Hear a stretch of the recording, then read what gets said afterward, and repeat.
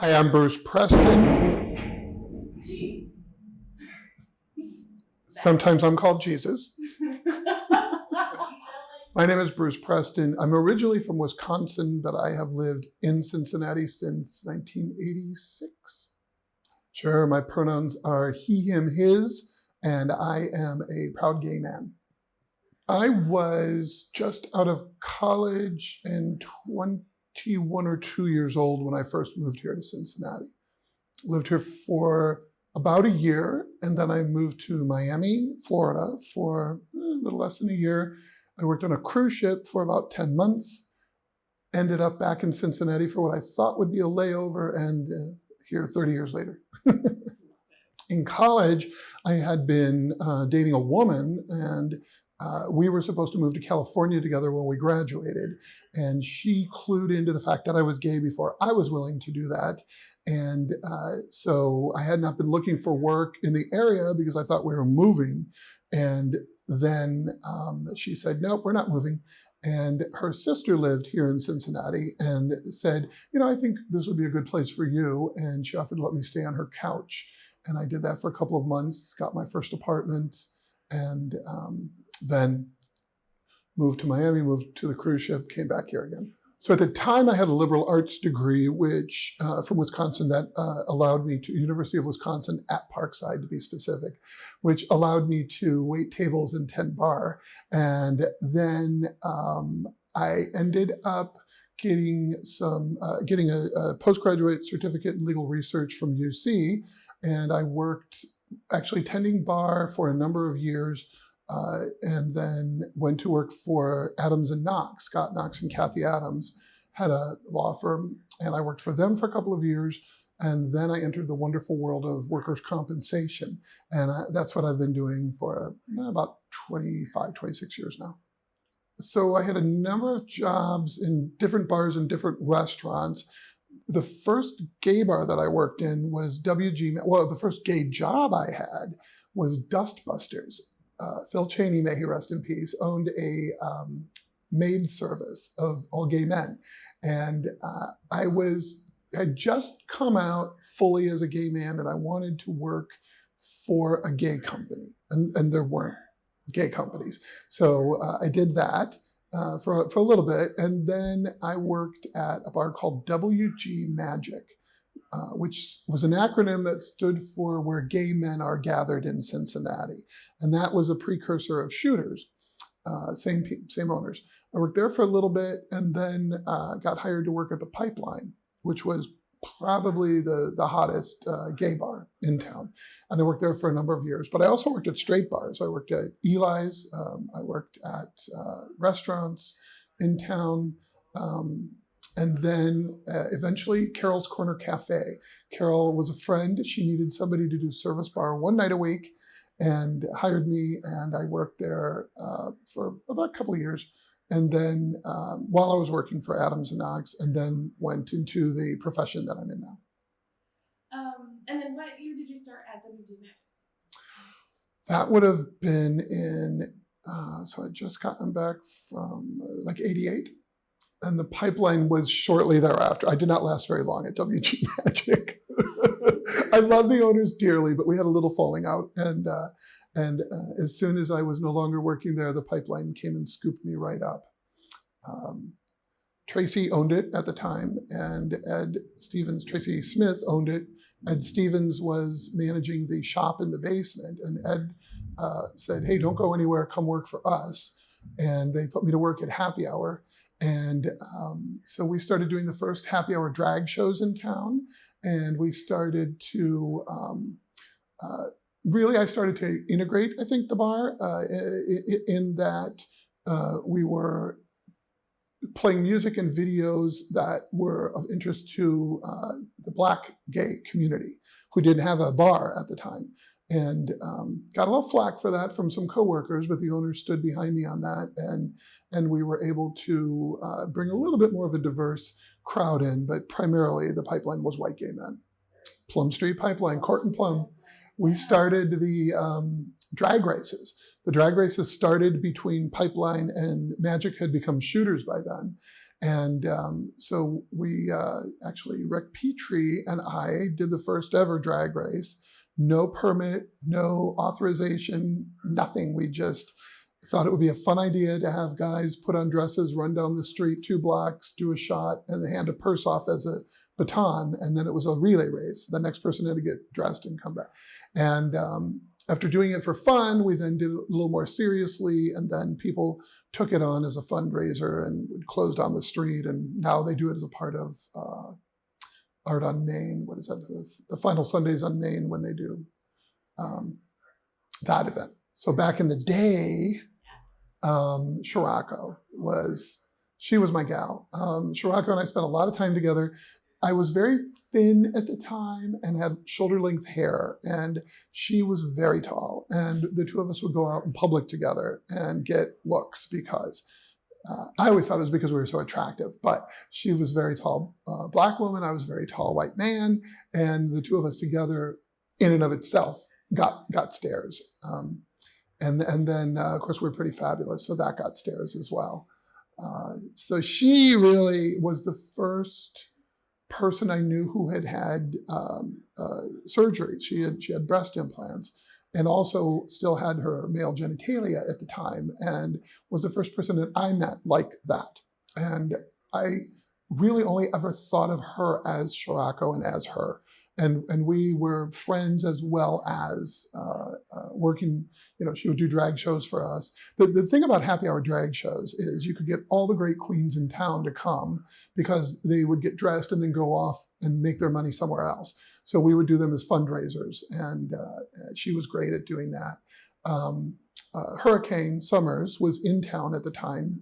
She's now, Scott Saster, she's now in Louisville working there. And this was before the court was formed.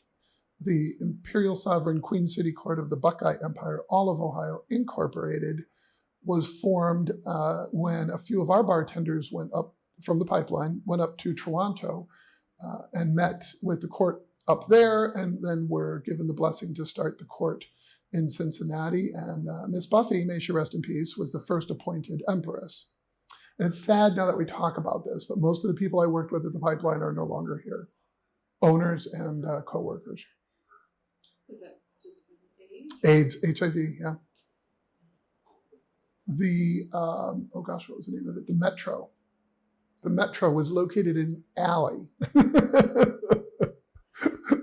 Downtown was not glamorous. And it was a hot club. It was a super hot club. They played new wave music, and gender fluidity was very much in the rage and in the vogue at that time. So straight boys could put eye makeup on and put mousse in their hair and wear, shiny, sparkly things. And it was okay because it was just a new age thing that they were doing. And she was the hostess at the Metro. For the club, for the shows. Stephanie, who is now working at the Birdcage as the door person, also performed there, Miss Stephanie. They had Rhonda. Miss Rhonda was performing as the unknown drag queen, not Rhonda Flaming, a different Rhonda, was performing as the unknown drag queen at the time. And it was a takeoff on the unknown comic that was happening on the Gong Show. So she would put a bag over her head with earrings, draw makeup on it, and she was the unknown drag queen. And so going to shows there and then getting to know people and hanging out, and that's how we met. And then we would go out and we would do things as friends as well. So it was so homophobic. I was, what I refer to as I was on the buy now, gay later plan then. So I hadn't even fully acknowledged to myself that I was a gay man. I was saying, well, I'm just bisexual. That's what I am. And I was afraid that I would be fired working at a restaurant for being gay. Like if they found out, they would fire me. That's how repressive this city was. And the first time I walked into the pipeline, truth, I walked around the block 3 times before I had the nerve, because it was broad daylight, to walk in. And it's always been true. You find one gay bar, you'll find the rest. You find one, you find community. And back in those days, before the internet, you would have flyers in the bar and you would have newsletters. And so if you went to a bar, it really was the nexus of the community and you could find other things to do. And through that, I found the bowling league, which was a Sunday bowling league at the time. And so I got on a team there, and just by being out and about with people, I ended up, I won a trip at the Pipeline to go to Key West. I had never been there before. And then after that, somebody who worked at the Pipeline and I moved together as roommates and lived there for a while in Florida, and then came back. And even in Florida at the time, things were not, this is in the late 80s. It wasn't a great time or place to be a gay person, and AIDS was exploding. When I first worked at the Pipeline, and the owner passed of AIDS, the person he left the bar to passed of AIDS, the person he left the bar to passed of AIDS. So the owner at the time would not let us put condoms on the bar and would not let us talk about AIDS in the bar. Now that evolved, and he evolved in his position, but at the time, they didn't want to talk about it. They didn't want to know about it. It was a pretty grim time, and people were finding out that they had AIDS, not HIV, so they had AIDS because they were sick, because they had lesions, because they couldn't breathe, because they couldn't see, because, so you found out, it's like finding out you have cancer when you're at stage 4, and not much time to go. So there wasn't a lot of information about testing. There wasn't a lot of discussion openly about safer sex. It was a tough time. And so I would find my little ways of being an instigator. And my friend Jim Ireland, a very good-looking man, tall as I am, and we would meet downtown for coffee, and I would be coming from the courthouse, dressed more conservatively. He would be coming from working on a rehab project, and he would be splattered in paint. And the two of us in broad daylight would hug and kiss, and people would stop. It was so outrageous. And I'd always had the opinion that until we are comfortable with expressions of affection, we cannot expect other people to be comfortable viewing expressions of affection. So even though we were not romantically involved, we would always make a point of putting on a little bit of a show to get a rise, to get a reaction, but also to try to normalize that behavior, kind of the way we use pronouns now to normalize the behavior. When I was on the cruise ship, I did a lot of soul searching, and that is when I said, so where does this go? Where's the destiny of this? Where am I? What path am I on? And it was clear to me that my destiny was with a man. And so that's when I said, this is it. That's when I learned about the 1987 March on Washington for LGBTQ rights. And we didn't have a Q at that time. It was just LGBT rights, and probably GLBT rights to be accurate. And I thought that was as significant in my life as Dr. King's march with the I Have a Dream speech was to the African-American civil rights movement. And I thought, if I'm not there, not helping make it happen, I will regret this for the rest of my life.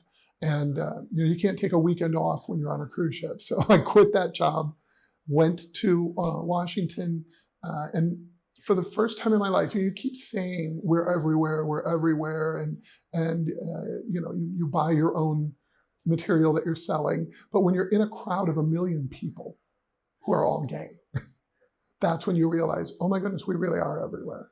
We really do have legitimacy. We really do exist.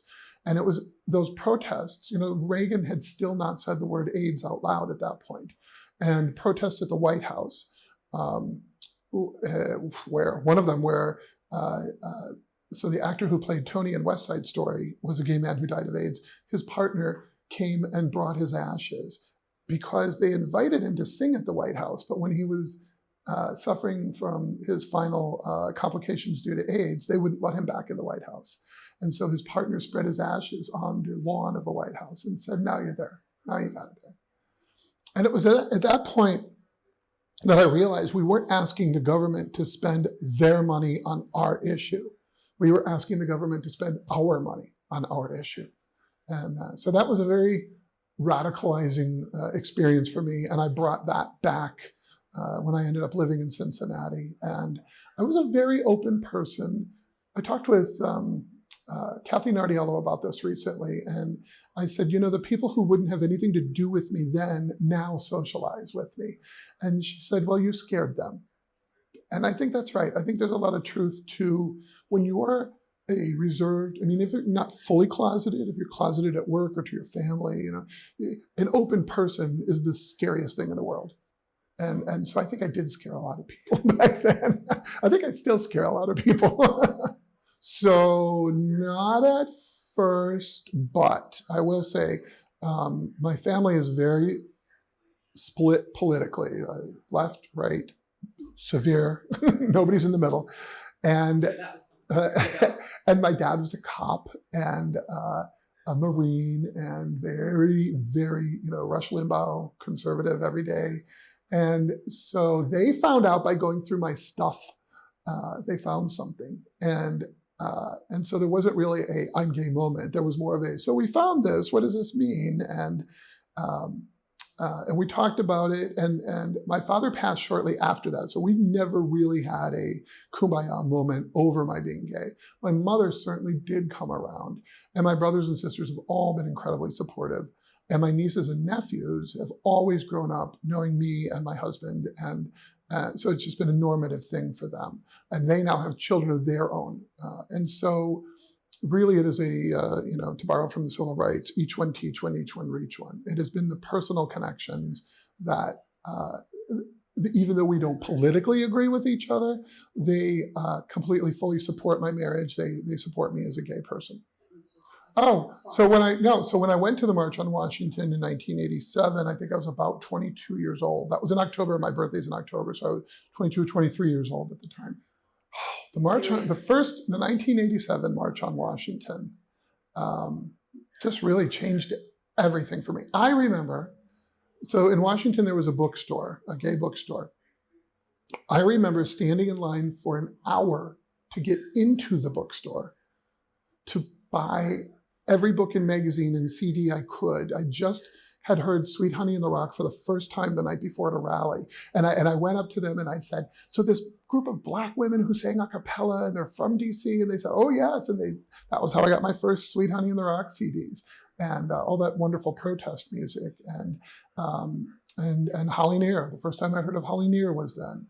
And there was choirs that performed. And so that was really about the first time I had an awareness of the gay choral movement. And, people from all walks of life. Funny side story.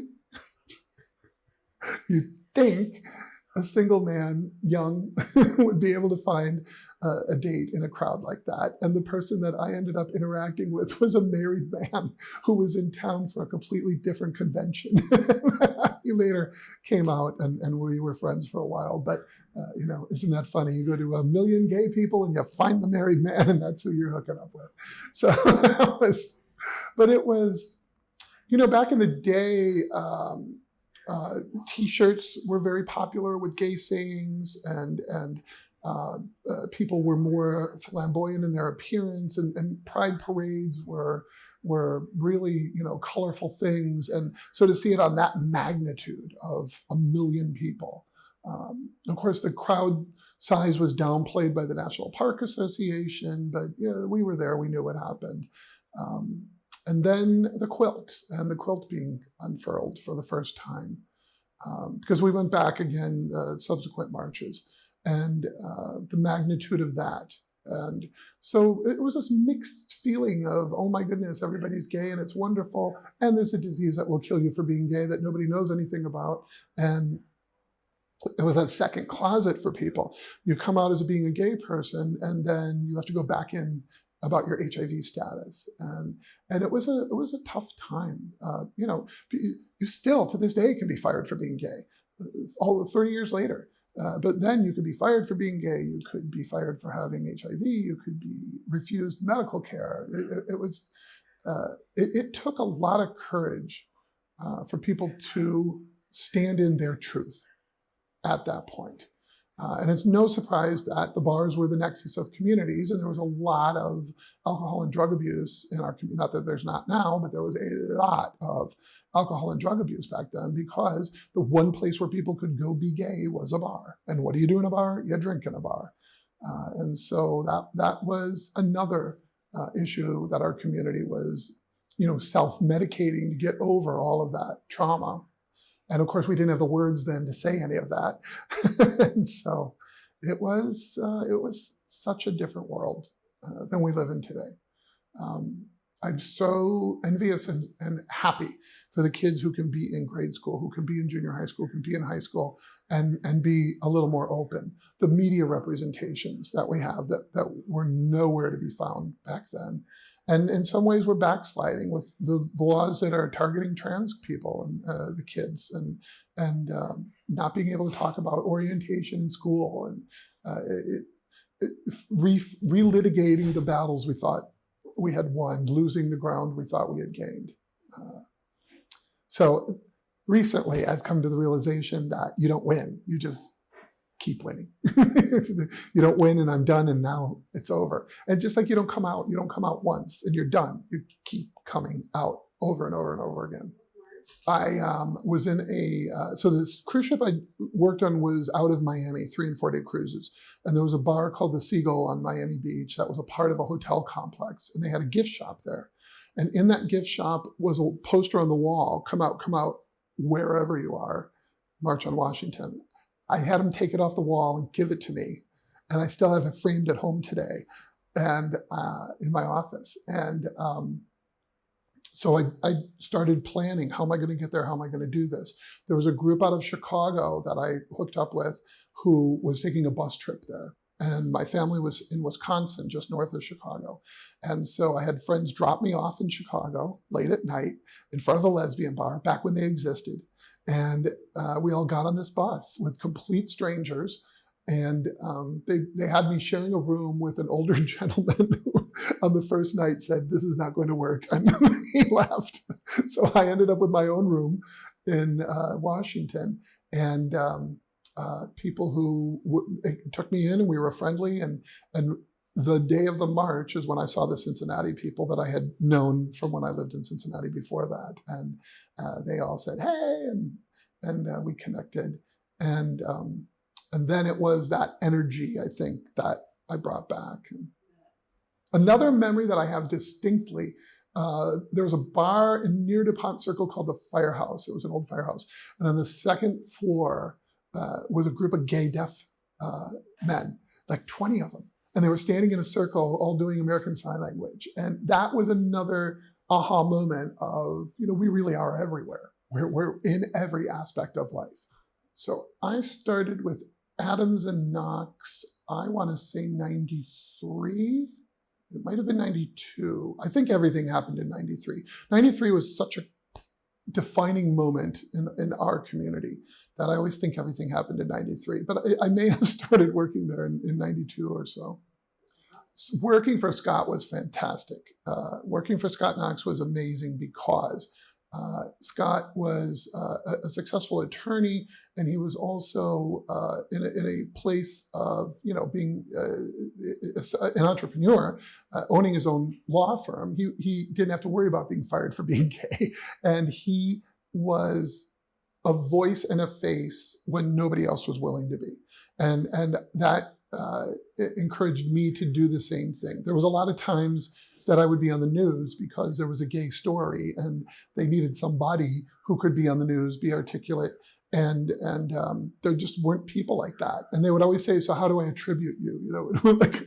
And they would come up with titles for me because I really didn't, Bruce Preston, gay was about it. I didn't have any station to speak from and no position that I was speaking from, but I was somebody who was available that could talk.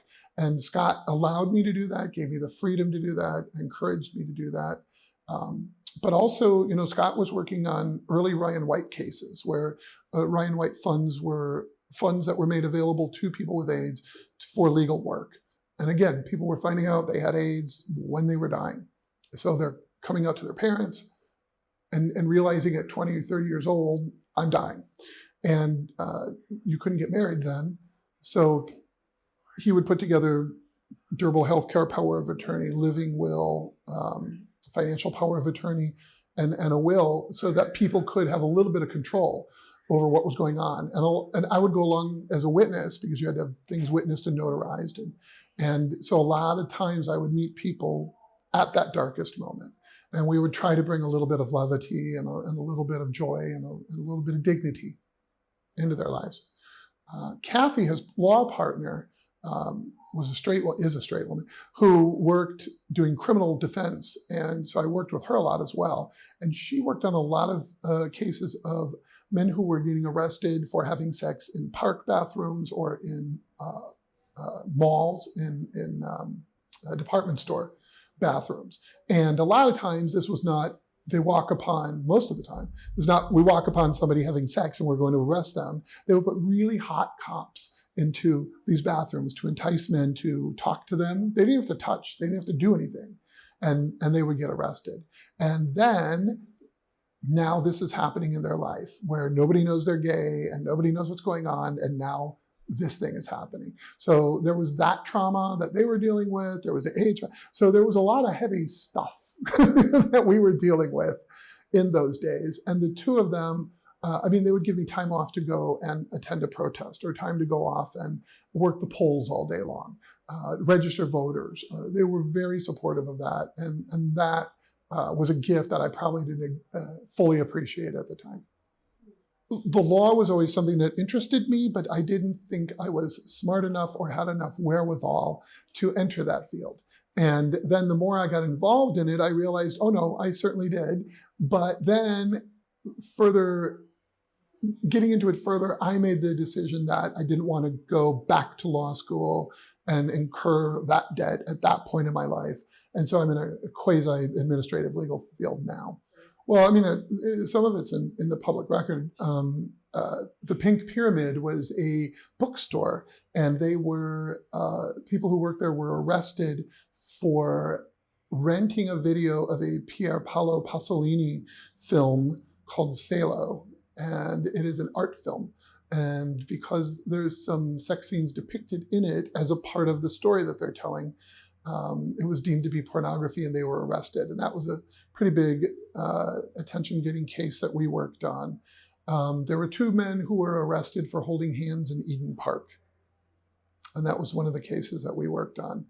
And they were friends. They were friends who were consoling each other, sitting in a car, holding hands, and they were arrested for that in Eden Park. Stephen Bannon, may he rest in peace, was beaten severely by the police for being sassy gay.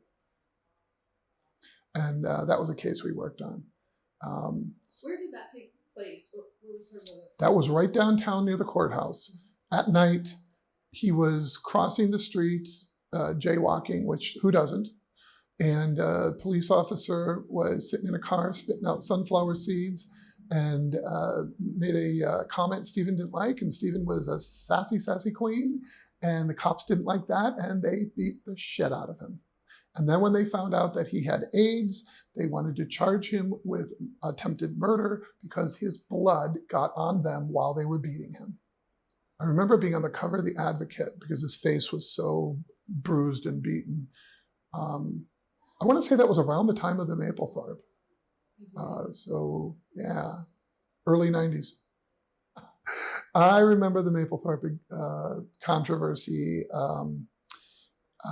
Funny story. So we thought the night that it opened was going to be the night that they were going to arrest people. So that was the night we went. And it was like a typical museum opening. And this was when the Contemporary Art Center was still in the Mercantile building over where the bus depot, Government Square is now. And there was so many people. Usually you go to a museum opening and they pass hors d'oeuvres and there's a couple of people and you have a drink in a plastic cup and you go home. People were lined up and wrapped around the block. There was a gay bar, the Simon Says, right around the corner, and the line extended that far. And they literally came through the line with hors d'oeuvres. And we went through and we saw the exhibit and we went home, went to bed. And the next morning is when they arrested people, because that was when it officially opened. The night before had been a preview for members. And then the next day was when it opened. So I actually slept through the protest the next day. But then, that's when Mr. Barry was put on trial, and that's when the first time in the history of this country, a museum was shut down because of the exhibit they were showing. And that was around the time that issue 3 came to light, where prior to that, there was a human rights ordinance that the city had adopted into their charter. And one of the things they added was sexual orientation. Not even gender identity, if I'm correct, just sexual orientation and Appalachian heritage, because I guess a lot of people get discriminated against for that. Not making light of that, but I am. And it really just affected people within the city limits. It wasn't even that big of a deal. And yet the folks got together, the Citizens for Community Values and Mr. Burris and all of that fun stuff. And not only did we lose our protection that had been granted, that little bitty slim protection, but they also put a part in saying that you could not ask for a redress of grievance. So not only are we taking your rights away, but you can't come and ask for them anymore again. And that was the law of the land until Article 12 repealed it. And so museum getting arrested, people being beaten to death, almost not to death, people being beaten severely for jaywalking, people being arrested for holding hands in the park, and museums being shut down. And this was the Cincinnati of the early 90s. Pride TV, so my first awareness of Pride TV, it had been on public access cable. So when, before satellites, when basic cable had a public access channel. Part of the agreement with allowing cable to operate was that they had to allow people access to the airwaves. And so just like we have public radio, there was public TV. And the precursor, Out TV, what was it? Gay Cable News, GCN. Gay Cable News was a precursor, and they had been doing that for quite a while. And then and then it stopped. And then some younger guys came along and said, we're going to do this. I didn't know anything about it. I'm flipping around one night, and these two gay guys, went up to the top of the Crew Tower and interviewed the woman who does the admission to go out onto the observation deck. And it was so off the wall and hilarious. And then about a month later at the Stonewall dinner, they were there filming footage. And I went up to them and said, you guys are hilarious. They were so funny. And they said, oh, would you like to be on camera? And that's how that started. And so I worked with them for a couple of years. Deborah Rappa was the co-host, and the two of us would write and read the news. And then there was a group of behind the scenes people who would film it and then edit it and package it and put it out. And it aired at 10 o'clock at night. I want to say Tuesday, Wednesday, Thursday. It was 3 days a week. And I thought nobody watched. Who watches public access? And I got recognized on the street so many times. And people would say, how do I know you? Are you on TV? I've seen you somewhere. And that kind of opened my eyes to the fact that people were actually watching this thing. And what was remarkable was the arc of that period of time covered the human rights ordinance being talked about, being introduced, being passed, being challenged, and then issue 3 and the forces that were coming together. Stonewall had hired an executive director who was pretty controversial at the time, and we talked with her. Nancy Minson was heading the No on 3 campaign. The Citizens for Community Values were heading the Equal Rights, Not Special Rights campaign. And we talked to a lot of those folks over this period of time. And we had people coming into town doing rallies. Sodomy laws were still in place during this time. And so there were certain states where you couldn't even have sex. And there was, I remember we used to joke that we should take a criminal tour, Bonnie and Clyde tour, and go to different states and have sodomy and turn ourselves in. But there was a van that actually did that for a period of time. And so this was a little crazy radical time where older people had been worn down, younger people didn't want to have it anymore. AIDS had made us all wake up and realize that this is, you're fighting for your lives, literally. And in the middle of it all, people were standing up and saying no.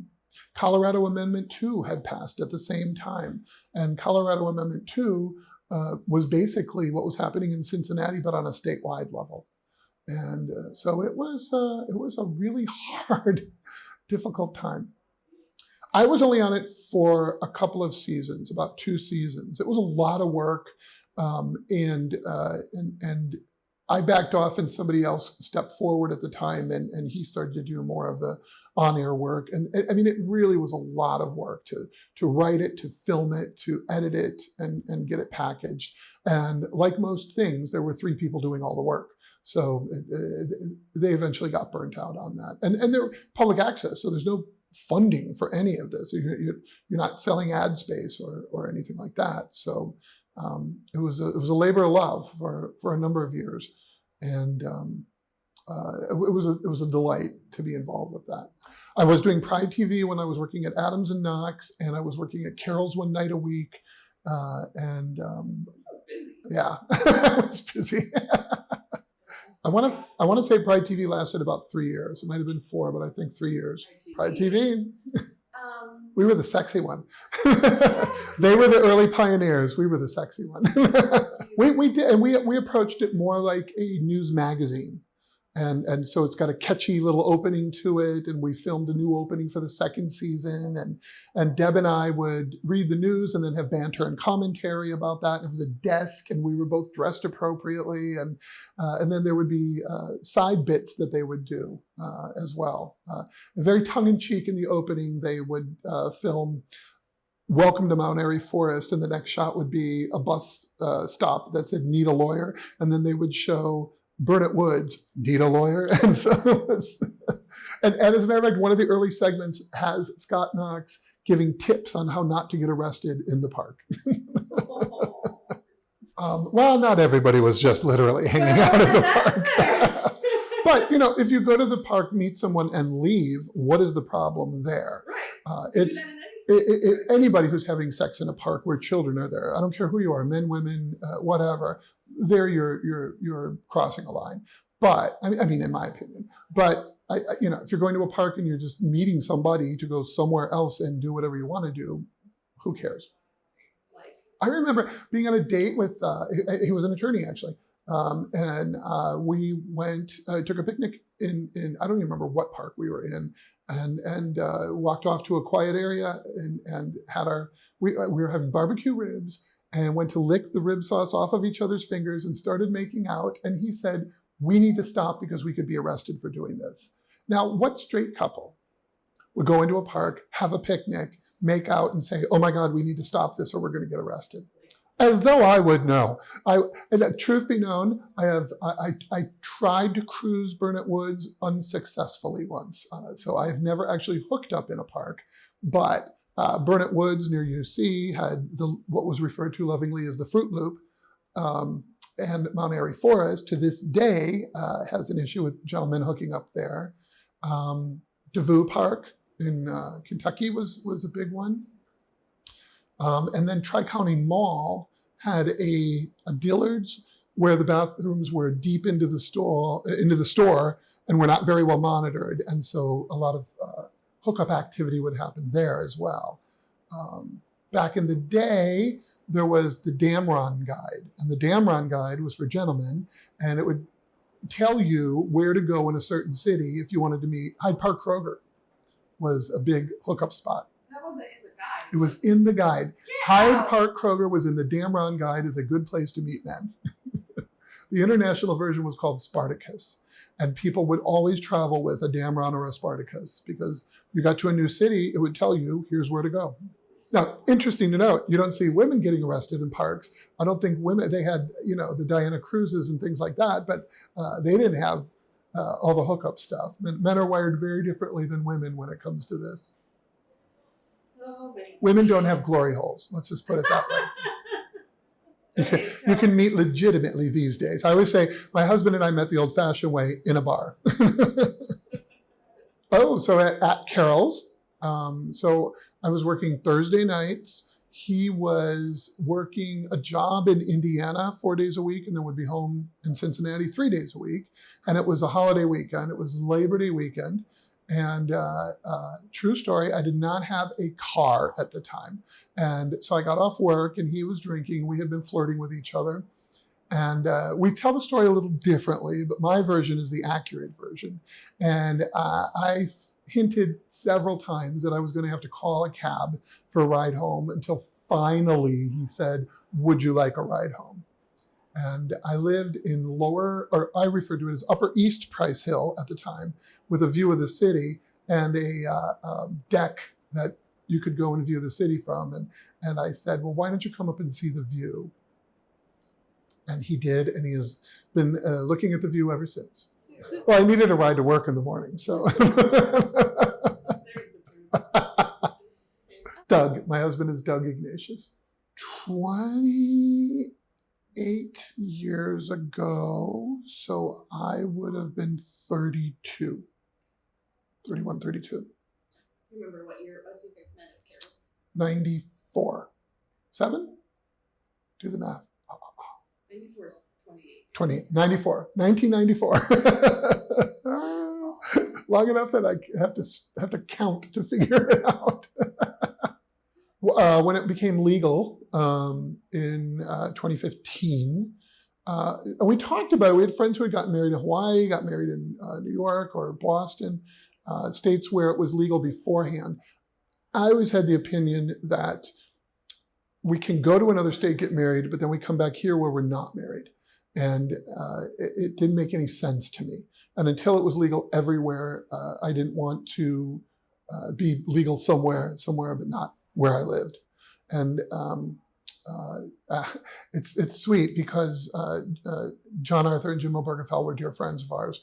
And so when the decision happened, I was in a meeting in Columbus at work, and my phone started blowing up because people at work knew that the decision had happened and were texting me about it. And in a department meeting, I just started crying. They were like, "What's wrong?" I'm like, "No." And we had gotten our marriage license online a few days earlier because we had heard that there was going to be a big delay once it was passed. So we wanted to be in line, and the form had not been changed. So we had to decide which of us was going to be husband and which of us was going to be wife for the form. But I must say, when we went down to get things finalized and get the license, the Hamilton County probate people could not have been any nicer or more supportive. And I talked to somebody who worked in probate court about that, and he said, "Well, that's how it's supposed to be." We went back and forth, and I said, "I'll be the wife." But when the form was printed out down there, it was husband and husband. Well, I mean, I loved him to death, and I loved working there, but I didn't have health insurance benefits, and it was not a high-paying job. Then when a position opened up in the field that I'm in now, I went to work there and had insurance benefits and more money, and got on the career trajectory I'm on now. I went to work for a company called Accordia that was purchased by Anthem, that was purchased by Comp Management, that ended up later on being purchased by Sedgwick. So I work for Sedgwick now. So 25 years I've been in this job, 26, 27 years, so about 95. 1995 would be when I left working for Scott and Kathy. So issue 3 sucked the absolute life out of me. And I, on the day of the election, I was assigned to work the poll in Avondale, where 3 precincts came together at a school. And I was there all day long, from when the polls opened to when the polls closed. And that was the hardest thing I've done in my life, because to your face, all of the hatred, all of the you're going to hell, all of the sodomy, you're after children. And at one point, a young kid was there, and he said, "So what is no on 3?" And I said, "Well," and I put it very basically to him, "We believe people should be treated the same way, no matter who they love or no matter what their lifestyle is." And because we called it a lifestyle back then. And people don't want to treat people fairly. We think everybody should be treated fairly. And he said, "That makes a lot of sense to me." And a woman who was working the opposite opinion took him for a little walk down the sidewalk, came back, and that child looked at me in a way that I have a few times been looked at, and it was not pleasant. And I thought, wow, look how quickly you can indoctrinate somebody. And after being face to face with that kind of hatred all day long, and then losing that night, I was pretty defeated on that issue. And when it came back up a few years later to repeal through Article 12, I think that I had felt like I didn't have any more energy on that issue. My husband, however, did volunteer, did do door canvassing, did go door to door, knock on doors. I wish now maybe that I had done that, but I just was not in a good enough place to do that at that time. So alternating currents I did toward the end of alternating currents. Okay. Cheryl Eagleson was producer, and I had been in, I think, a couple of times just to be a guest, to be interviewed, probably about the chorus or Pride or something like that. So I mean, I had been a guest on alternating currents, and I had a love of radio, but to be a programmer, because Cheryl said, why aren't you a programmer? And I said, well, you've got to come and observe for so many days and learn the board and do, it was a much bigger commitment than I want. I just wanted to show up and do a radio show. That's why Pride TV was great. Show up, read, leave. That I was down with that. But it was a lot more onboarding involved with alternating currents. And she said, nonsense, come and do it. And so I hosted the second Saturday of the month, and we did Show Tune Saturday. And so it was a 2-hour program, and I would have guests come on, and I would pull news articles from the gay news sources and some local stuff, and we would have guests, and then I would pick a theme and play show tunes. And we moved from WAIF. Now, WAIF had an issue where a lot of religious folks got elected to the board and then reshuffled programming, and Every Woman and Alternating Currents had been forever on WAIF. Alternating Currents was the longest running LGBTQ news program in the country, public affairs broadcast in the country. And Every Woman had been on for a number of years focusing on women's music and women's issues. And when the new board was involved at WAIF, they were moving Every Woman to another spot, and they were reducing time, and they wanted us to raise more money in the pledge drive. And so Cheryl took it to WVQC, which was a new radio station that had opened up in the space where Elements is located downtown. And then, God love her, Lori Quinlivan led the fight to defund all public broadcasting. And we were over at the GUC offices at that time when they pulled the plug on us. And so that was the end. And it was sad because at that point, we were being broadcast in a way that people could stream it. So folks throughout the country could access it. But that was the end of that. I want to say maybe 2005, 2010, that time. I'm not aware of any archival tapes for Alternating Currents. I certainly don't have any. It was very ephemeral. So the men's chorus started 1991, and I was tending bar at the Pipeline on the nights that they would rehearse. And one of their directors, Kent Peterson, when they started, the chorus had 3 directors: John Farrell, Kent Peterson, Chris. Oh my God. Chris was the assistant conductor at the symphony, and then he went to work in Florida. And I'll think of it in a second. I can see his face. But there were 3 directors for the men's chorus. And Kent Peterson used to come into the Pipeline after rehearsals, and we would talk, and he was from Wisconsin and I was from Wisconsin. And there were a lot of, I was younger, and there were older people in the choir. And he said, we need you, we need your energy, we need your how open you are, we need that. It is the Cincinnati men's chorus, not the Cincinnati gay men's chorus, because they were afraid people wouldn't join a group called the Cincinnati Gay Men's Chorus. And in 1991, they were absolutely right. There were times where the media would come in to film or something, and half the choir would step away because they didn't want to be seen.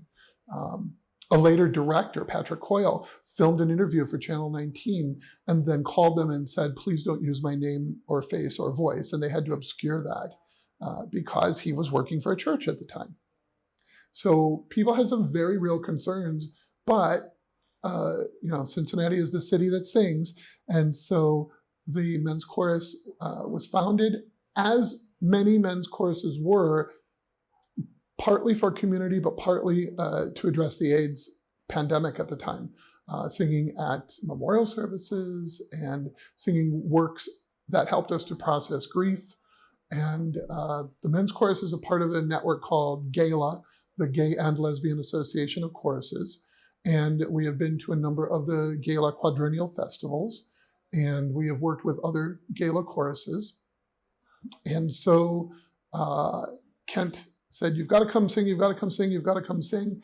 But I worked on the night of rehearsal. Well, then they switched rehearsal to a different night. I was able to go. And so for about 30 years, give or take a few years here and there, I have been singing with the men's chorus. I joined in I just had my 30th anniversary last year, so 92, the end of the 92 season. So you've been singing ever since 1992? I was out for a few years and then back. And so the late 90s, I was out just for a couple of years, came back and have been back since. And you are board president? I am currently the president of the board of directors. It is my privilege.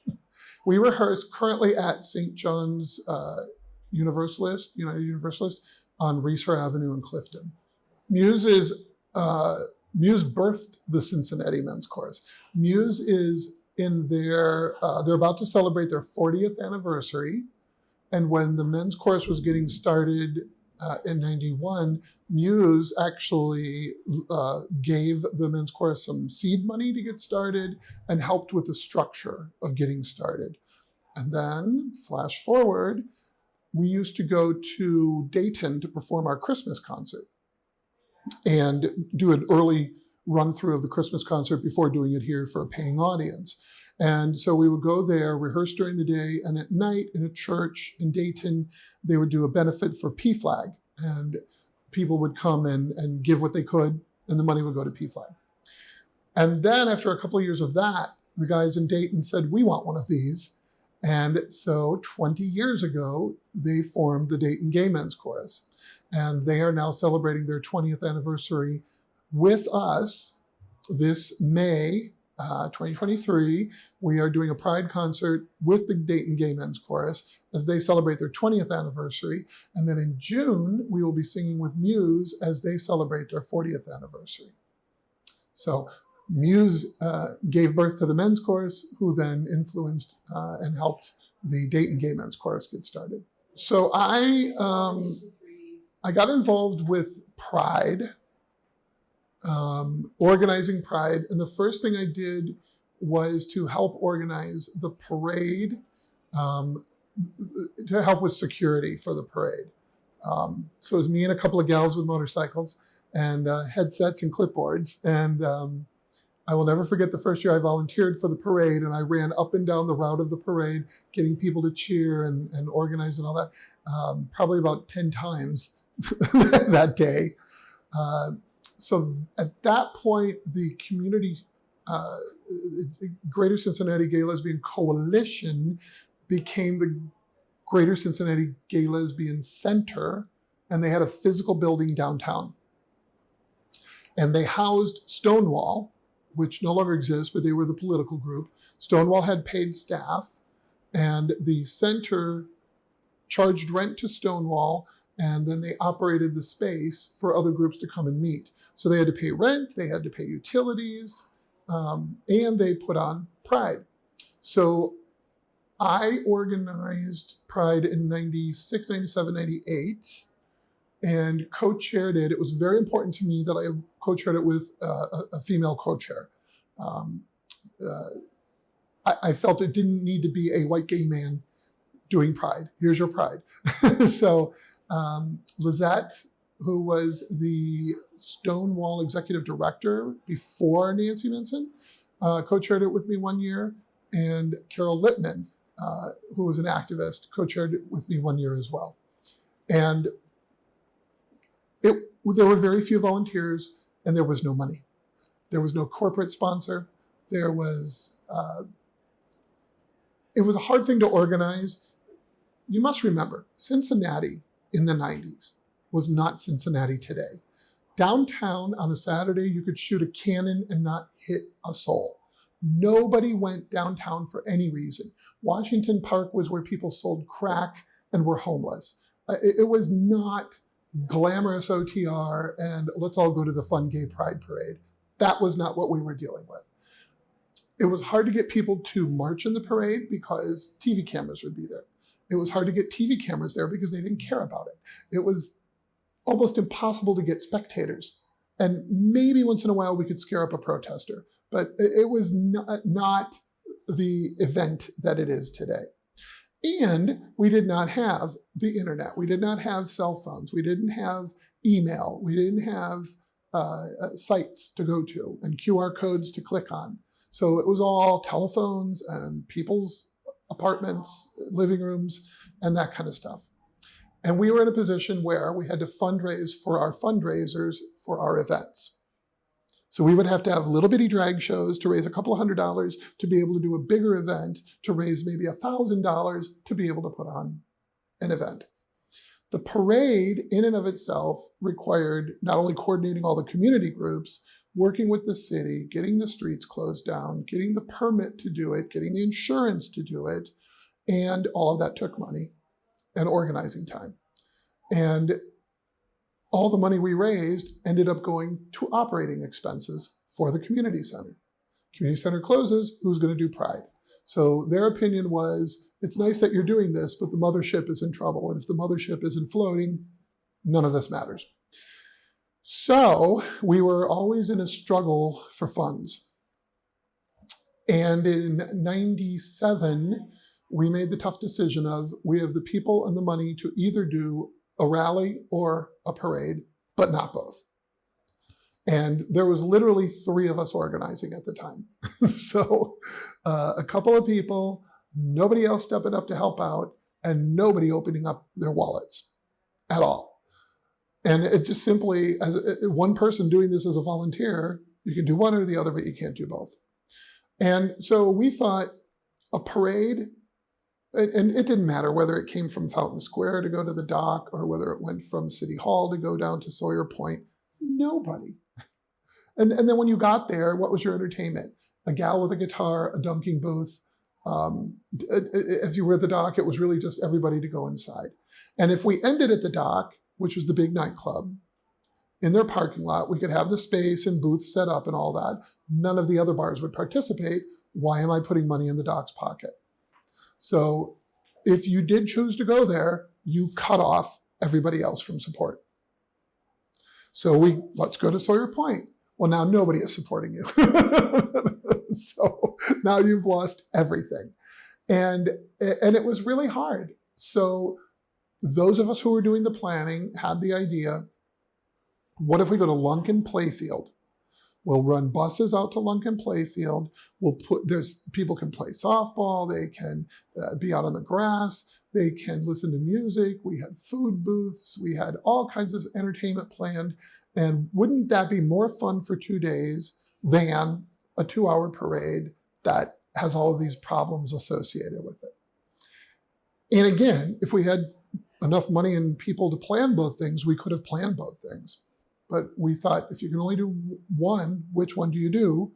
And it made more sense to us to do the festival. We also, though, pulled in all the other events that were related to Pride going on in the month of June, and we promoted all of that. So when you look at the promotional materials we have from those years, you will see 20, 30 events going on all across, Black support group, women's music event, cooking event, politics event, sports event, all this stuff going on. The world's gayest office party we created back then. All these different things that were pulled together. There was a boat ride that people would do on the river every year. That was a harken back to when they used to do the gay stuff on the boats. And that took money. And that was always a risk of, is this $1,000 going to come back to us, or are we going to take a bath on this? So it was always a lot of risk involved. You did not have corporate sponsors. You didn't have one single company who was willing to come forward and give you $100, let alone $10,000. So it was a really heavy lift. And then the weather. Both years that we did this at Lunkin Playfield, it monsoon rained and was cold, and nobody came. And so these poor people who had paid for booths got nothing out of it. And the entertainment who showed up couldn't even play because of the risk of electrocution. And we had so much pizza left over. And after 2 consecutive years of that was kind of it. This is 96 and 97? Yeah, 96, 97, 98. So 97, 98 is when we did the Lunkin. And after 2 years of that was that. I was kind of done. And I was also a little frustrated with working with the center because, again, everything we raised for Pride went to operating expenses. I understand why, but at the time, hey, we raised all this money. Will it be there when we need it? Well, I don't know. Maybe it'll go to rent. But we did plan things at the center. Bill Petrie had just passed, and so we had the first exhibit of his artwork at the center. We had people come in from Williams-Sonoma and do a demonstration on how to make pasta. We had people from the local media come in and talk about covering gay issues in the media. We had, I don't remember what else, but things like that. So it was there was a yoga event that went on. So we tried to appeal to different aspects of the community and highlight the work going on among LGBTQ people so that it wasn't just a parade and a good time rally, but support all the different organizations. The youth group did a pancake breakfast, the interfaith service, some things that still go on today. But that was how the parade died on the vine. And people came up and yelled at me for killing the parade. And I said, would you like to organize the parade? No, I just want to complain about there not being a parade. Do you want to fundraise for it? No, I just want to complain about there not being a parade. And so that's when that all stopped. A few years later, it was resurrected and it went from Burnett Woods to Northside. Why did it do that? Because there were gay bars in Northside and Hoffner Park had just been opened. There were no trees. Hoffner Park had just been opened. There were gay bars there. So there were people who could make some money off of Pride. And so that is when the parade and the festival happened. And if you went in those years, you saw some people in the park and you saw those bars packed to the gills because that's where everybody was. Then that's when Nigel, who owned Below Zero, was involved with the Queen City Careers Group. I'm not sure what it was called at that time. And he brought it downtown during the 4th of July for that first time. Why? He had a business downtown, and when it was in Northside, he wasn't making any money. So bring it downtown. And then eventually, the people who are organizing Pride hooked up with corporate sponsors. Now, this coincides with Article 12 passing, with gay being more acceptable, with companies not being afraid to spend dollars on gays, and then the emergence of ERGs and people being supported by their companies. And how can we support you? We can help you march in the parade. So now it is a fully funded and humongous spectacle. But that's how it got from A to B to C. And I have always said, Cincinnati always gets the pride that she deserves. So what happened in those few years when there was nothing going on? People were not stepping up to organize. People were not stepping up to raise dollars. People were not opening up their checkbooks. People were not willing to be involved and make it happen. And this is the lesson. If you don't tend to things, they happen to wither and die. So if they matter to you and you care about them, then you invest in them. If I see anybody who's involved with planning Pride, I thank them. And I tell them, when people come up to you and say, what you should be doing is, you say to them, wonderful, would you like to do that? No. Would you like to write a check to make that happen? No. Okay, then, thank you for your opinion. and move on. I mean, everybody wants to drink the wine, but somebody has to plant the grapes, somebody has to harvest the grapes, somebody's got to press the grapes, somebody's got to let it ferment and watch over it, and then we can drink the wine. And if everybody's just drinking the wine and nobody's planting the grapes, the first protest that I was a part of was the Hardwick decision, when the Supreme Court ruled that Michael Hardwick could be found guilty of sodomy in his own bedroom in Georgia, and that sodomy laws could be upheld. And there was a very small group of people who went and protested at City Hall at that point. Why City Hall? I don't know. But that was the first protest that I was involved in for LGBTQ issues. The first, that was, the Hardwick decision was, oh, don't quote me, but I want to say 85, 86. The first parades were hard to find in those days. Nobody knew when Pride got celebrated exactly. Usually it was the last Sunday in June was New York, before that was Columbus, and then one of the weeks before that would be Cincinnati, but nobody really knew when. And the first, and older parades were, I mean, they were all over the place. They were super long parades.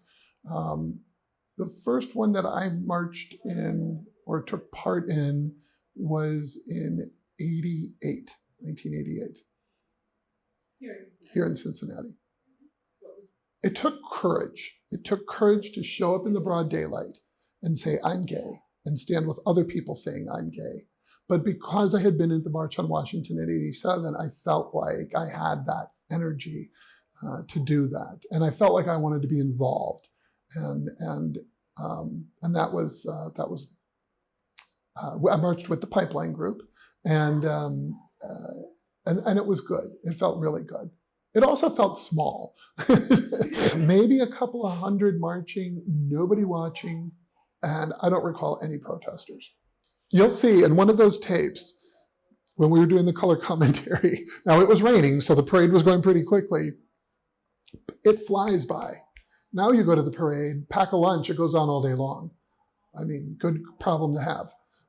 But back then, no, people weren't showing up. Younger people weren't involved. It was hard to connect people to let them know where to go and what to do. And it usually was the community organizations who would come together and be represented.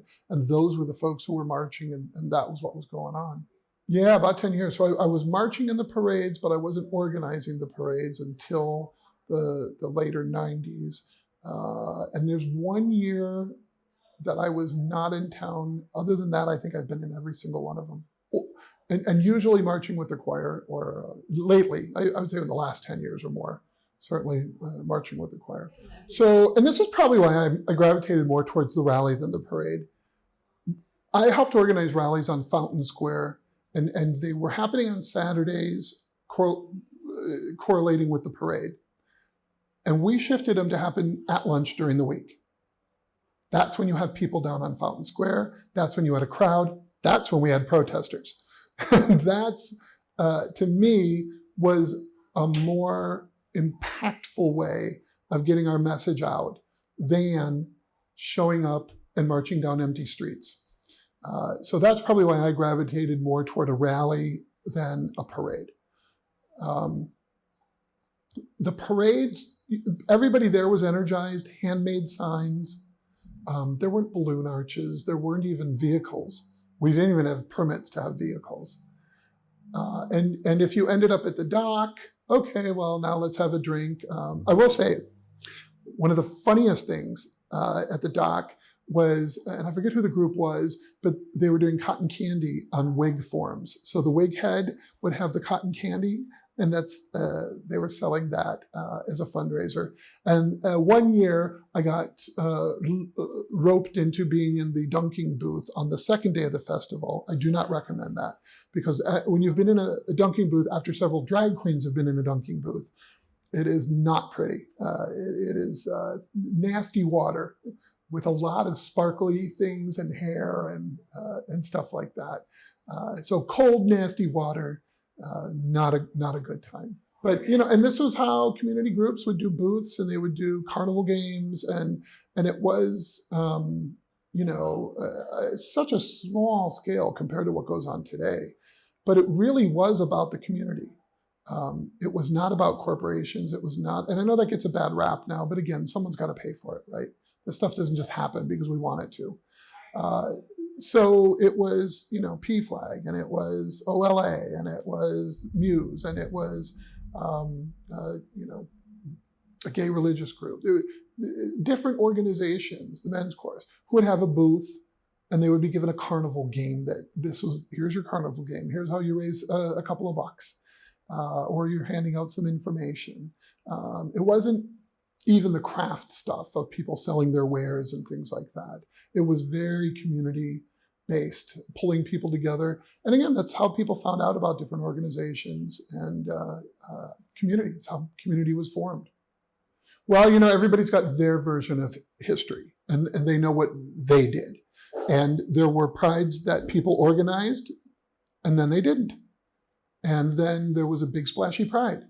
And we have, what kind of records do we have? We don't have, go to the library and look up Pride in Cincinnati in the 90s. We don't have we will, but we don't have, things like this didn't exist, so that there was that gap in knowledge. And if you came to Cincinnati in 2005, we just started doing Pride, right?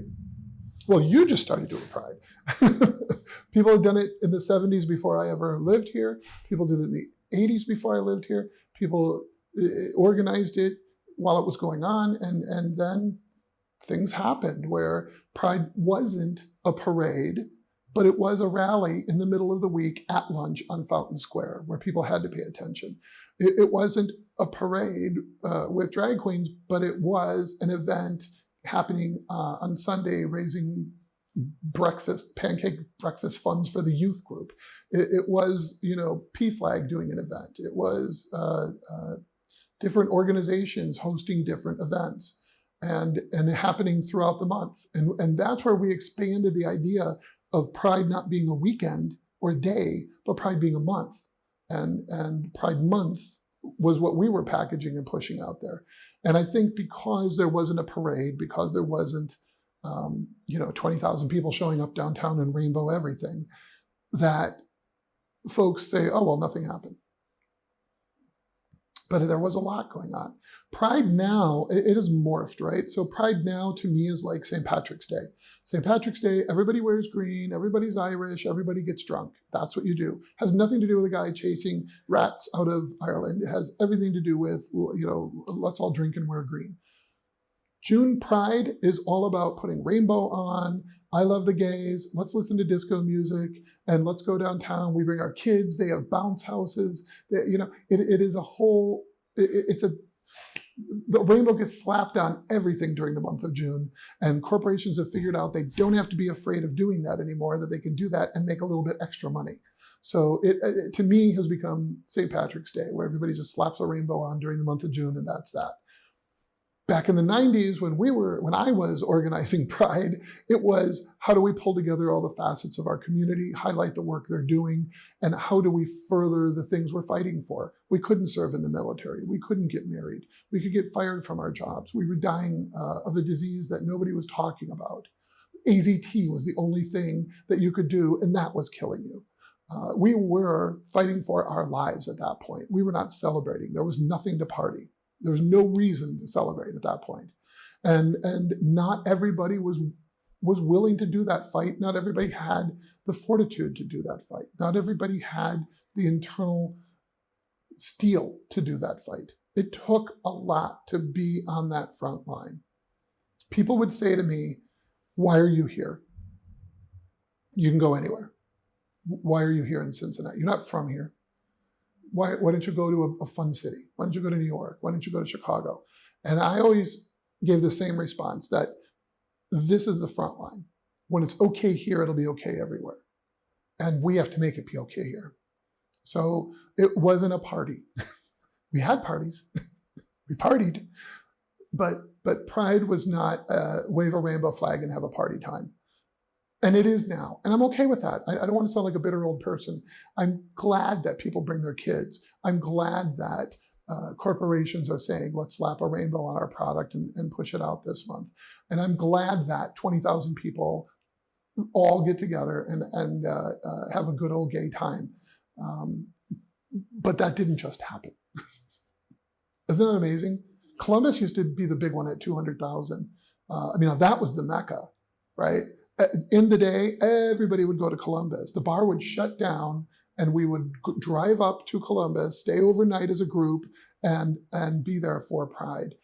Because Columbus Pride would get a couple 100,000 people, and it would be the biggest Pride outside of Chicago in the Great Lakes region. That's when we had a couple 100 people. Then it became 20,000, now 200,000. Columbus is probably 500,000, 1 million people. It's insane. And that's not gay people, that's allies. That's allies. You don't have that many gay people showing up. You don't. It is allies of gay people, and it is people who are stepping up to say, I believe in this, I support this. And it has become like any other festival downtown. Bring your kids. It's a beautiful day. Listen to some music. Pay $20 for a corn dog. It has become like any other festival in the sense that you don't have to be afraid to go. You don't have to worry about it. It's going to be a nice, safe, protected time, and they make bank. What they do with that, I don't know, but they make bank. Oh, no. Because nor should it. Their battles have been won. We're fighting different battles now. It'd be interesting this year to see, do they take up the mantle and fight for transgender rights? Do they take up the mantle and fight for education and educators on these issues? It isn't, to me, okay, well, we've won our battles, we're done now, let's party. And that's how it looks these days. And I can understand why some old activists get a little salty about that. But the reality is, isn't this what we wanted? Didn't we want to mainstream? Didn't we want to get to the point where everybody would be accepted and could celebrate who they are individually? I think it has become such a large event that it isn't about protesting. It isn't about a struggle. It isn't about advancing any cause. It is about a celebration. And I'm okay with that. I'm okay with celebrating. That's great. I know that they are trying as an organization, because I can see from the outside, to be more inclusive and to bring more people on board. And I think that's wonderful. And I think they should do that. And if other people want to split off and do their protests separate and apart from the celebration, bravo. I thought last year when they separated off the corporate event, it was a lovely event on Court Street. That was where your corporate stuff is. And then here's your big old Pride on the side. And that was fine. I don't want people to have to suffer the way we did. The dog catches the car, and now what? What was, detractors? What would you rather have? Would you rather go back to a handful of people screaming in the streets to empty buildings and empty sidewalks? Is that a better situation? Or the attaboys of Northside, where a nice big crowd would walk down one side of the street while the other side still had traffic coming at you in it, so that you could go to a park and make a couple of bars wealthy for the weekend. Was that a better situation than this? Am I happy that these vendors come in and make tons of money off of this? I'd rather not see that happening. They're really taking advantage of the community in that way. But you don't have to do that. Pack a lunch, come on down and, do your own thing. It thrills me, it exhausts me, because we show up and wait to march, and then you march this big long route, and then we perform, the men's chorus sings, and by the end of the day, it's 5 o'clock, and I am just like, stick a fork in me, I'm done at this point, And there's more going on, and there's more going on, and there's more going on. I think it's wonderful and delightful, and I think the people who are organizing it have done an incredible job in raising funds and producing an event that really is a world-class event. I mean, I do get, if I do get a little personal about anything, it's when people say nothing happened during the 90s. Really, nothing happened during the 90s? Were you protesting on the streets in the 90s? Were you watching your friends die with nobody caring and getting kicked out? We talked about Shirako earlier. One of my saddest memories with Shirako was when she was going through a landlord dispute, and the landlord called the police on her, and they booked her in the jail, and they took her wig off, and they put her in with men. And Scott was representing her and said she needs help. And so she was back home, and I helped her pack things up. And I had never seen her. She was the strongest person I knew. And I never saw her so broken as she was in that moment. And it was because of the way she had been humiliated and the way she had been treated. You know, that was what we were going through on a daily basis. And I did then, but I don't now blame the people who were more comfortable being in a closet and were more comfortable being at a sweater party with other people who looked like them, and not wanting to lift a finger and not wanting to get involved. And that was their preservation of their life, because they didn't want to be treated the way she was treated. So my involvement with the GLBT Center really was the fact that when I became involved with parades were being run by the coalition. The coalition became the center, so that's how my involvement with them happened. So one of the other things we did that people hated us for back then, so Kings Island Day was Red Shirt Day, and on a day that was not advertised, everybody just knew, show up, wear a red shirt, and that's how you identify as being gay. And guys would make out, and women would make out with each other in line for the ride and be militant. And Kings Island hated that because they had no control over that. People came in from all over the place for this. It wasn't just the Cincinnati gays.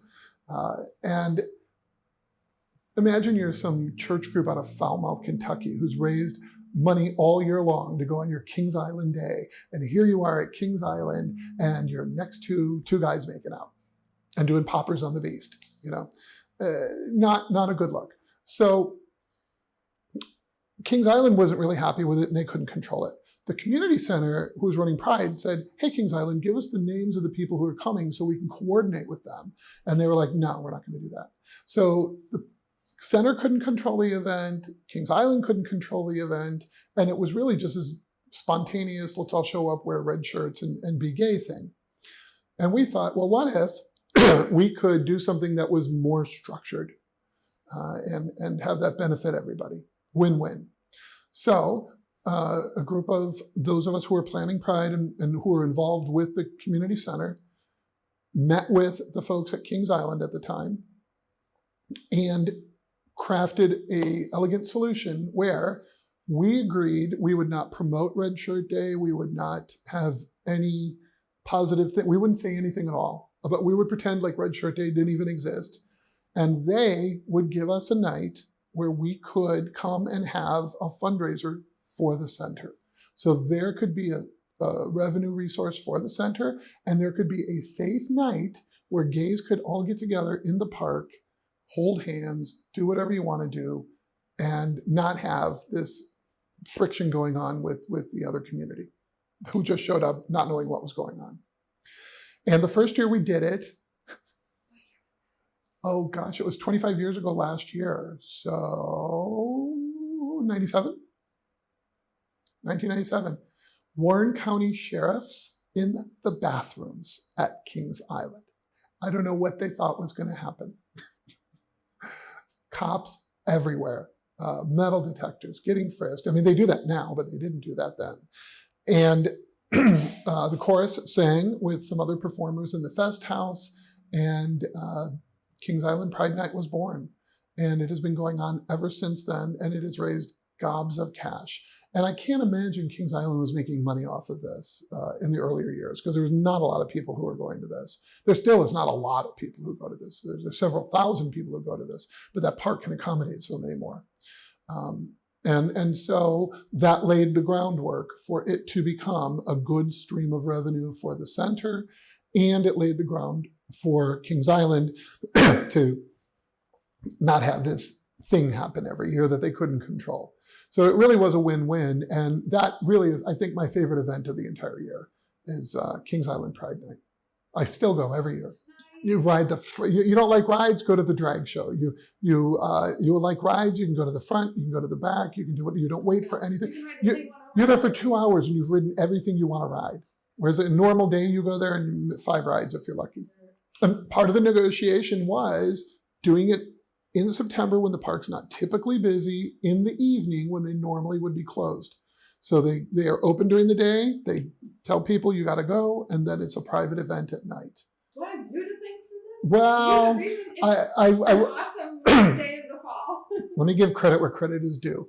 Dave Bolton, Eric Hunter, David Hughes, all of whom, interestingly enough, now live in New York City. Those 3 gentlemen, we talked about doing this, and it was born out of the frustration of not being able to control the event and not getting cooperation with Kings Island. And those 3 put on their best suit coats and went and met with the folks at Kings Island, and it was Paramount at the time, and crafted this solution. I don't know why that was going on when I moved here. So I don't know why red. I don't know, but that to me seems like a name to me. Everybody will tell you, oh, this was before then. This was before AIDS that was going on, before Red Ribbons. I don't know why red T-shirt was decided. I don't know if it was to say Reds. I don't know how they came up with that. But people who accidentally wore or unknowingly wore red shirts that day would always go and buy a Kings Island shirt of a different color. And so the joke was always that Kings Island was really making bank off of retail sales on Red Shirt Day. I'm 60 years old. I said that into the camera. Mm-hmm. Yep. Yeah. Growing up a white male and not acknowledging any of my privilege, I was pissed off when I came out as an openly gay man and the things that had been open to me were closed to me. How dare you? I was so mad about marriage equality because marriage is a contract. What does it have to do with government or religion or anything? It's a contract. Why can't I enter into a contract? That's nonsense. AIDS. We had just lived through Legionnaire's disease where they pulled out all the stops because a couple of old white dudes got lung infections. Here we have a disease that's killing us, and they're not doing anything about it. The president's not talking about it, and they're not spending a dime on it because, as Elizabeth Dole said at the time, it's killing all the right people. So I was really mad. I was mad that coming out, instead of being a liberated free person, I realized that I went from having a lot of access to not having a lot of access. And that really upset me. And Cincinnati has always had a rap of being a very conservative town. And in the 80s and 90s, it was a very conservative town. And so I really kind of dug my heels in. A lot of my contemporaries did leave and did go to other places and found their happiness. And I really dug my heels in saying, you've got to make it okay here. And I guess I was young enough and dumb enough that, and it's true that, you know, that was not welcomed by a lot of people, being a very open, I would be in parties and people would, you know, turn off because I was so politically charged. David Harriman was a wonderful gift to this community, and he was a very kind person to me. And he would allow me access to parties with people I never would have met, and he allowed me to be political and to make these statements and to be this passionate about things. And Scott Knox encouraged me to be this passionate about these topics. And I think because of folks like that who saw a younger person who was willing to do that kind of stuff, that they invested and they encouraged and gave me certainly the agency to feel like I could do those kinds of things. And women, oh my God, the women, you know, Lisa Meeks, Deborah Rappa's wife, was so important in a lot of this. Kathy Roma, I mean, that woman's amazing. Kathy Nardiello, you know, people who stood by and did so much heavy lifting while the men were dying and hadn't done anything, hadn't done anything in the feminist fight, hadn't done anything in the reproductive freedom fight, and now are accepting all of the support of women who they didn't support. I volunteered at AVOC to do the phone line when it was in the basement of the church. Oh gosh, what church is that? Over in Clifton. Is it the Church of Our Savior? I think so. Yeah. We had to go across to a women's shelter and get a key. And being a man, you had to like bring the doorbell and say, I'm here for AVOC, and get the key and go in. And they didn't even have furniture. We were on the floor, on the carpet, answering the hotline, going into bars and handing out condoms, and the AIDS walk when it started, and a lot of work with AVOC and Caracol. I remember physically when Caracol was houses that they owned before they moved over by Avondale St. Bernard, where they had the bigger space, physically moving furniture over there. My friend Jim and I would go in and cook meals for the folks who lived at Caracol. Other people have done so much more, but it was something I was involved with and aware of. And oh my God. So was I afraid of contracting HIV? I was a gay man having sex. Yes, I was afraid of contracting HIV. I had lived in Miami where it was rampant between the Haitian community and the gay community. It was rampant. I had sex with men who had KS lesions on them. I had visited many friends in the hospital. My first serious relationship tested positive months after we had gotten together. I was horribly afraid of it, but I also educated myself, and I went to support groups. In Miami, I went to support groups. In Cincinnati, I went to men's support groups and learned about what we called safe sex then, and then safer sex later. What can you do? What can't you do? It was a scary, scary time. It really was. And, part of why weren't people involved back then, if you were gay, they assumed you had AIDS. It's hand in glove. So a lot of people didn't want to be openly gay and then have to deal with that extra stigma on top of it. And maybe it was true. They still didn't, want to deal with that double issue at all. So go back to Miami, working in a gay bar there. I worked in a big, huge gay nightclub in Miami. And the guy who would do all the decorations and things asked for help to come in on Valentine's Day and help him to decorate. And I was the only person who showed up because he was HIV positive. Nobody else wanted to be around him. Guys who worked in a gay bar in Miami in the late 80s were that afraid of it. People didn't want to talk about it. There was a lot of ignorance and a lot of fear around that at the time. And a lot of anger.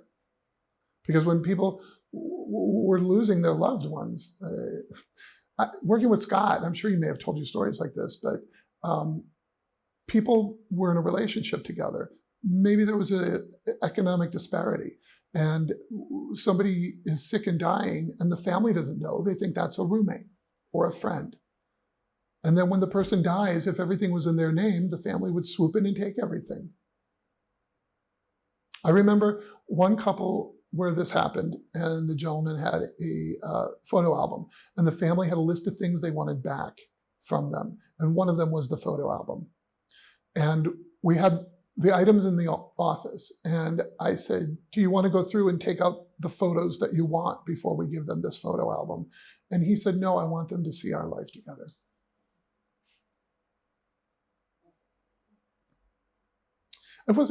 Some families were supportive, but people hadn't even talked about being gay. Oh, by the way, I'm gay, this is my lover, and I'm dying, or he's dying. People can be really ugly at the time of death, and when you layer it with the stigma of being gay, the stigma of having HIV, it can get even worse. I said to Scott once, oh, well, people process grief differently. And he said, no, some people are just assholes. I think it's wonderful that you're doing this to try to get not just a history of how Pride has been in Cincinnati and what the LGBTQ experience has been like in Cincinnati, but to get it from different perspectives. I'm sure the women you talk to have a very different take on things. They had to struggle for agency for a very long time. Stonewall was the political group in town, and Stonewall was not very equitable toward women or toward people of color, or toward anybody with a little bit of melanin in their skin. The T in our community has been so ignored for so long. HRC, we all have, they're the wonderful savior of it all. HRC backed Barney Frank taking transgender protection out of the Employment Non-Discrimination Act to try to get it passed when they knew it wouldn't pass. They were willing to sacrifice a part of the community to advance rights for the others when it wasn't even going to happen. Why even? But then look at them today and look at how much they've grown and look at how they are leading the fight against these anti-trans bills. So we have a history where we have not all been a rainbow coalition, where we have not all worked to support each other. And we are closer now than we've ever been. We don't joke about bisexual people being non-existent. We acknowledge the L should come before the G, and we not only allow for the T, but for the other initials that come on the spectrum afterwards. And these are not things that, existed in our community. It was white men who were pissed off, who were fighting for what had been taken from them. And okay, we'll bring the women along. But now it is a much broader coalition that has come together. And that's a wonderful thing to see. But again, that didn't just happen. that has been a long time coming. The same place. Okay, you want to talk real talk? Yes. So when the dock opened, Spurs was a popular leather bar. And the owners of Spurs opened the dock. And it was a big warehouse down in a horrible area. And it became a huge destination bar complex. At the time, almost nobody was going there. If you were a woman, you had to have 3 forms of ID and be wearing a skirt, or they would not let you in the bar. The late 80s, early 90s, yeah. When I attended bar at the Pipeline, I would play the music I wanted to hear, which is a variety of music. And so there would be R&B and there would be soul, as well as, disco and stuff like that. I would also show videos. One of the videos I showed was Tongues Untied, Brother to Brother, the Marlon Riggs videos. And a bartender came in at night after my shift had ended and would switch everything over, and then they would have their nighttime crowd. We had a bar meeting, and he said, "It's getting a little dark during your happy hours." And I said, "Well, we can turn the lights up."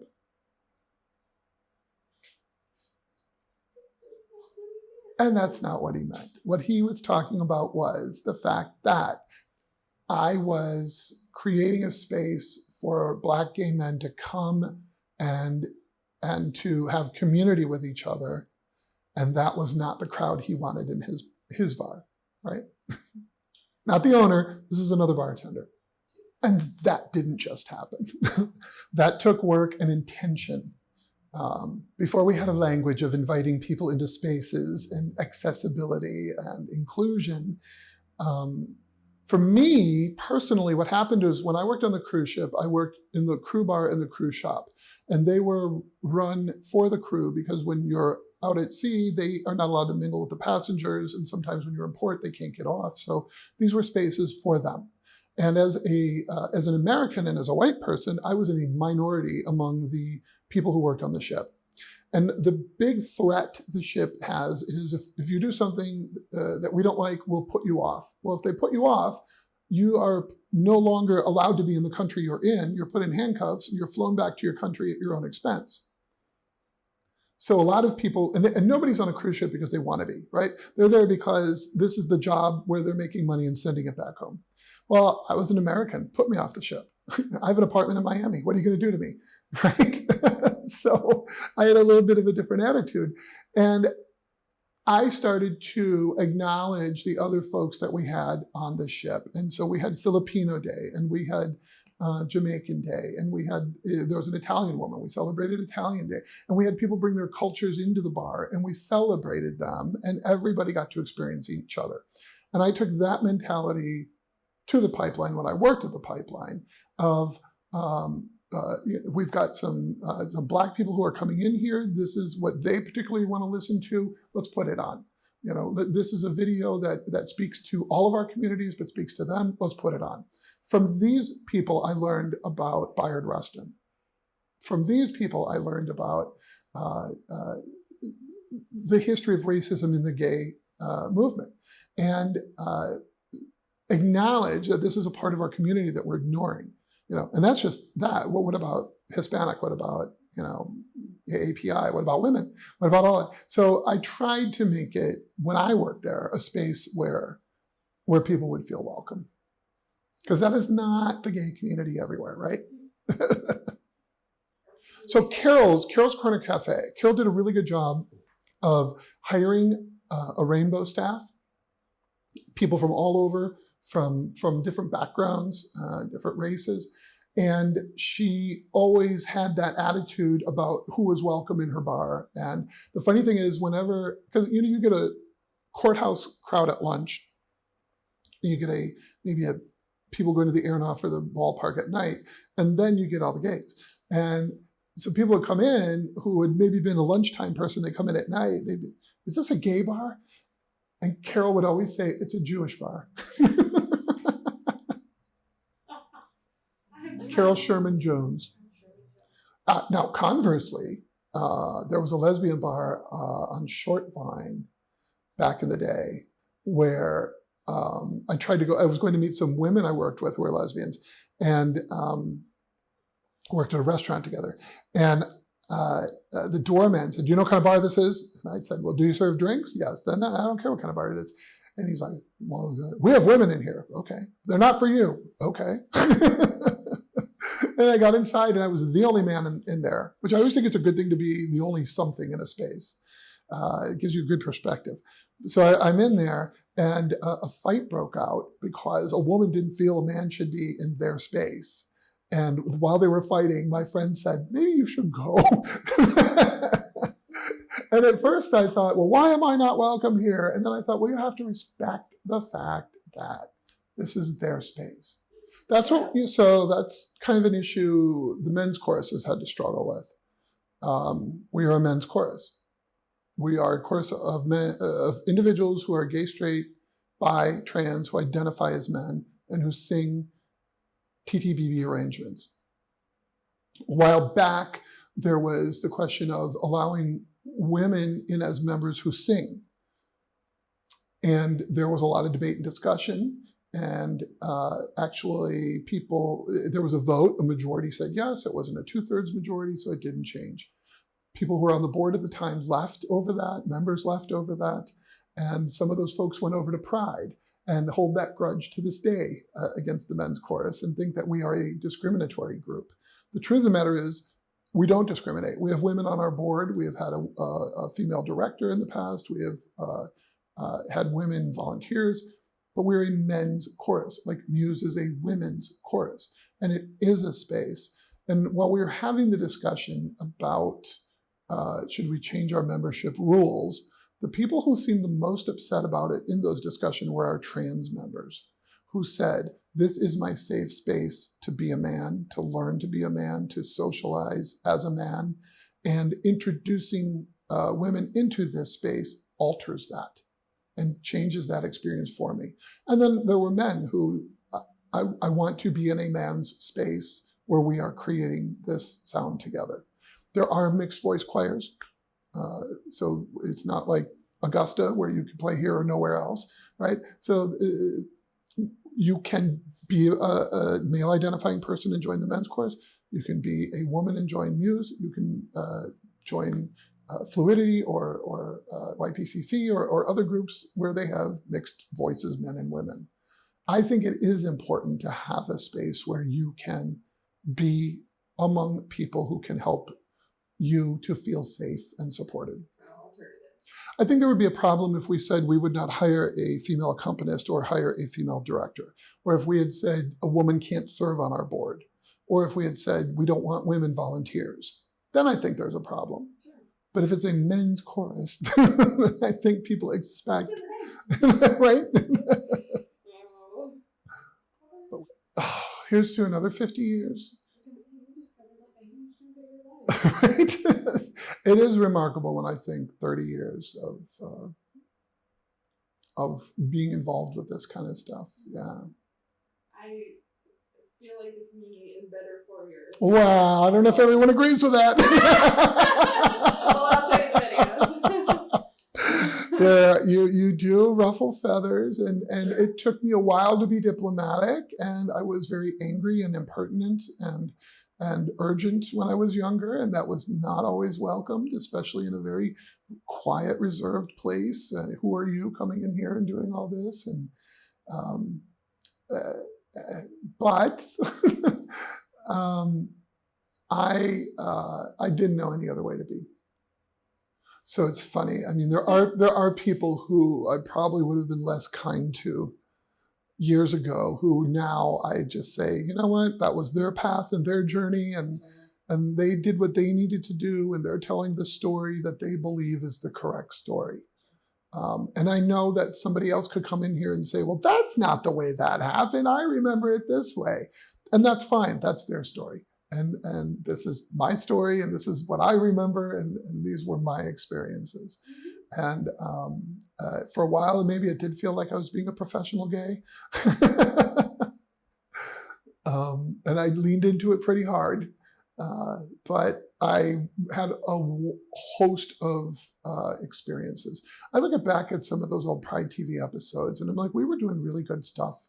We were giving people information about health, about HIV. We were giving information about the practicalities of legal issues that they were facing, of politics going on that was affecting our lives, and entertainment and fun, and being snarky and witty along the way. And you may see a little more of an edgy side of me when you look at those.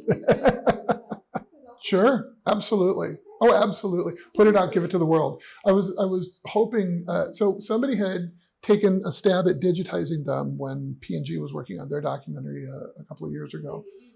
And they gave me access to a drive that I no longer have access to. And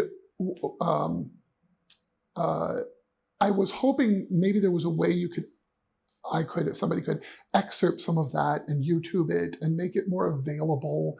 Because I think if people see this, there's performances on there. The Chris Collier singing, there's the men's chorus singing, there's interviews with people who played an important part in this city during an important time in this city. Where do we go from here? We can still be fired for being gay. We don't have protection. Marriage is still under attack, even though we have a constitutional right to it. We have Supreme Court justices who have said that should go too. We still have the issue of sting operations occurring in Mount Airy Forest. We still have issues that we're dealing with when it comes to our trans family members not being able to access healthcare, not being able to access mental health care. And we still have the issue in this country now of people saying, I don't want you talking about gay folk. I don't want you acknowledging they exist. I don't want you supporting their lives. When there are not only gay children, but children who have gay parents who are in those classrooms today. We have so much more work to do. I'd like to think, okay, check, we're done. But we're not. And I think back, and this has made me think back to when I was younger, and I thought, here I am fighting for the right to serve in the military and the right to get married, and I'm a single person who has no interest in serving in the military. But I knew that we had to advance these causes. Now I benefit from the right to get married, still not going to serve in the military.